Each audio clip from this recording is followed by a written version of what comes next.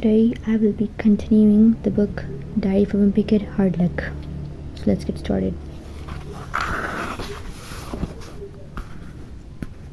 Tuesday. I figured out a pretty good solution to my book problem. This morning I borrowed the wheelie case Dad uses when he goes on trips, and carrying all my school stuff was no sweat. I was able to make pretty good time too, but that's partially because I walked a little extra fast when I went by Mr. Sandoval's house. Before a snowstorm, Mr. Sandoval always puts poles in the ground on either side of his driveway, so the guy who plows it knows where the tarmac is. The last time it snowed, me and Rowley plucked the poles out of Mr. Sandoval's yard and started horsing around with them. But I guess we didn't put the sticks back in exactly the right place, because when the guy came to plow Mr. Sandoval's driveway, he was off by about 10 feet.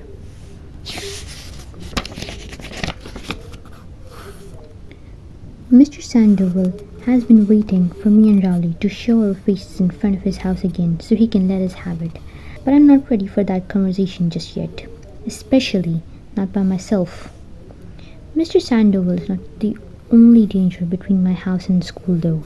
Ever since they started doing construction on Grandma's Street, we've had to take a detour on the walk home, and that brings us right by the woods where the Mingo kids hang out. I don't actually know a whole lot about the Mingo kids. I've never seen any of them in school, so for all I know, they just live in the woods like a pack of wild animals. I'm not even sure if there are any parents or grown-ups in the whole Mingo clan. I've heard their leader is the boy named Meckley, who always wears a vest and a belt with a gigantic metal buckle on it. One time, me and Rowley got too close to the woods, and one of the Mingo kids came out to let us know. "You come near our woods again, Meckley's gonna get you." I'm still not sure what he meant by that, but if Meckley's belt buckle was gonna be involved in any way, I didn't want to stick around to find out. Now that I'm walking home on my own, I have to cross the other side of the street when I get near the Mingo's woods. It wouldn't be a big deal, except there's no pavement over there, and that can't be good for Dad's wheelie case. Mom noticed I haven't been hanging out with Rowley lately. She said I shouldn't get too worked up over it because most friendships from childhood don't last, and that me and Rowley will probably grow apart over the years anyway.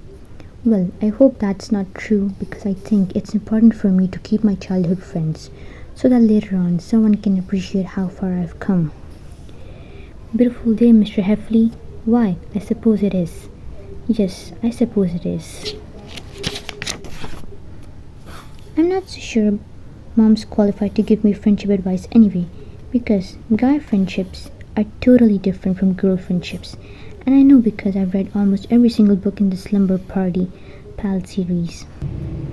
The Slumber Party Pals Teamwork, the Slumber Party Pals Boyfriend Trouble, the Slumber Party Pals number 9 Best Frenemies.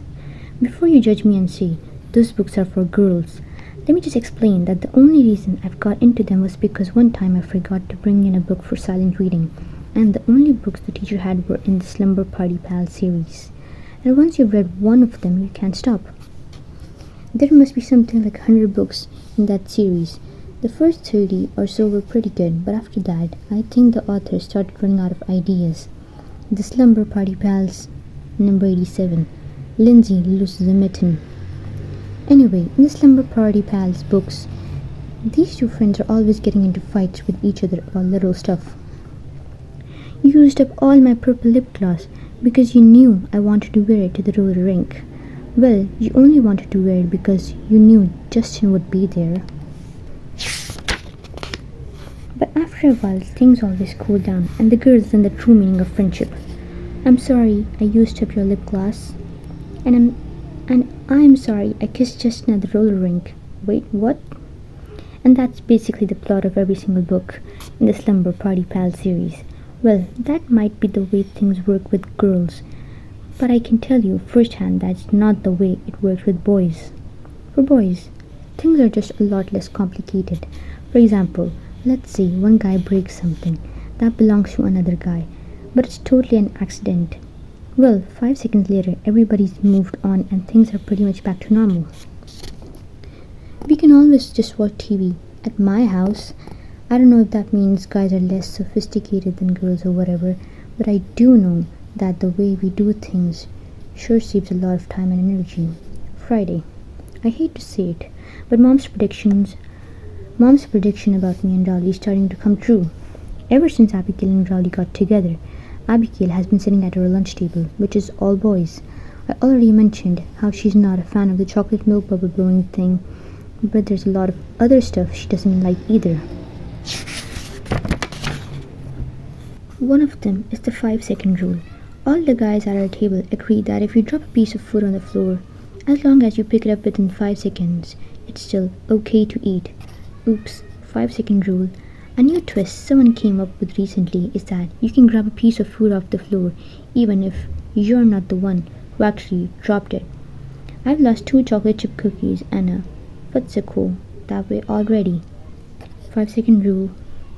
This new rule has caused some other problems too. Yesterday, Freddie Harlahan ate a piece of ham off the floor because he thought Carl Dermis dropped it, but it was actually there from the group that had lunch before us. It might even be there from before that, because Freddie started to feel sick and ended up in the nurse's office for the rest of the day. Something tells me they don't have the 5 second rule at the table Abigail used to sit at, or probably any of the other girls' tables. Another thing I'll bet they don't have is French Fry Fridays.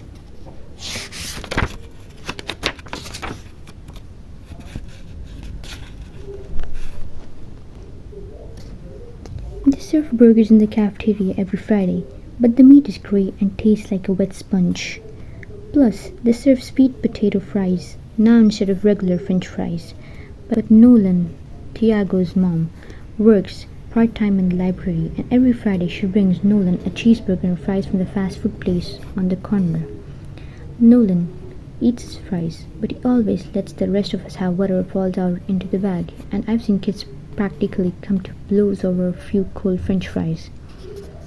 We decided the only way to prevent someone from getting hurt was to split the fries up evenly, so we brought in Alex Aruda to divvy them up and give everyone an equal number. The rest of us keep an eye on Alex to make sure he's not taking an extra for himself. Some kids eat all their fries at once, but I nibble mine real slow to make them last as long as possible. But no matter how many fries we get, it's never enough. Today, there were only 3 fries in the bag, and we had to split them 10 ways. So you had a couple of kids paying Nolan a dime just to smell the fries on his breath, and I think that's what made Abigail finally decide to look for another place to sit. When Abigail moved to a different table, she took Rowley with her, but that's fine with me because it means more French fries for the rest of us. Abigail and Rowley moved to the couples table, which is the only place in the whole cafeteria where there's still room to sit. After the Valentine's Day dance, almost all the couples in our grade broke up, so Rowley and Abigail didn't have any trouble finding a spot. The reason the couples have a whole table all to themselves is because no one else can stand to be around them. Let me just say that you couldn't pay me to sit and watch Abigail feed Rowley his pudding every day. The second that Rowley and Abigail left her table, 2 guys slid right into their empty spots. There aren't enough seats in the cafeteria for all the kids in our lunch period, so there's actually a line to get one. If you didn't get a seat on the first day of school, you were out of luck. There are some kids who have been waiting since September, and they'll probably still be waiting for a seat on the last day of school.